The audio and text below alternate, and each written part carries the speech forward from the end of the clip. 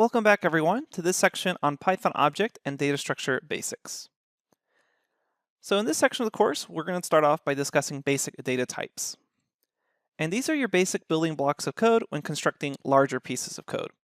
And we're going to quickly discuss all the possible data types that we're going to talk about in this section, and then we'll have lectures that go into a lot more detail about each one. So don't worry about memorizing all the information shown here. This is more just a quick overview, and there's going to be a lecture on each of these data types as we go on throughout this section. So the data types that we're going to be discussing are the following in this table. Here we have the name of the data type on that left-hand column, and then there's the type. So what that means is just Python has an internal keyword for this name, and you're not going to get the whole word integer, the whole word floating point. Instead, Python has kind of a shortened keyword. So that's the second column, such as int for integer, str for strings, etc. Then we have the description column, and that's just going to be what the actual description of the data type is. So let's quickly go through these.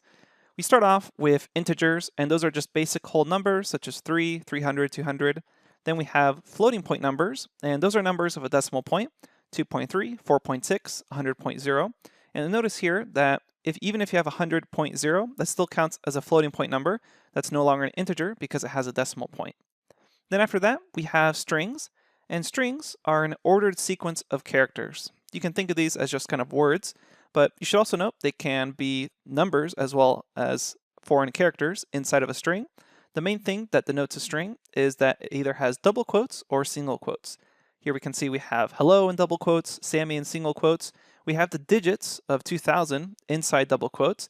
That makes it a string. It's no longer just an integer because it has double quotes around it. And then you can also see we have some Japanese characters inside double quotes.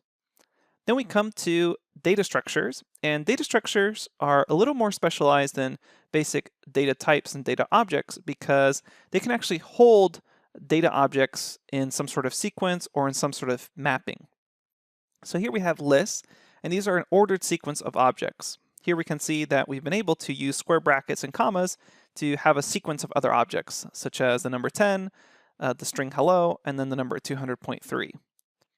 Dictionaries are another data structure that can store other data types, except in this case, instead of having an ordered sequence, they have unordered key value pairs. And we'll be discussing in a lot more detail how dictionaries work. But here we can see that we have a key, then a colon, and then a value, and it's denoted by curly braces as far as if it's a dictionary instead of just being a normal list, which has square brackets. But then we can have something like name, and then colon, and then the value of that name is Frankie. Again, we'll be discussing dictionaries in a lot more detail. After dictionaries, we have tuples. Sometimes they're also called tuples. And these are ordered immutable sequences of objects. They look a lot like lists, except they have parentheses, and they're immutable, meaning you cannot change an object that's already in that sequence.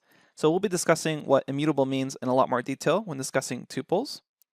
Then we have sets, which are an unordered collection of unique objects.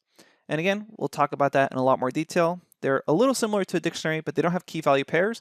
Instead, they're just unique objects in some unordered collection. So you don't have that colon key value pair. Again, we'll discuss it in more detail later on. Then finally, we'll talk about booleans, which are just logical values indicating true or false.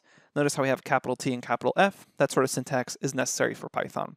So those are all the basic data types. Again, don't worry if you didn't understand any of this or didn't want to memorize any of this. We're going to have a lecture on basically each of these topics in a lot more detail and show you how you can use them to write your own code.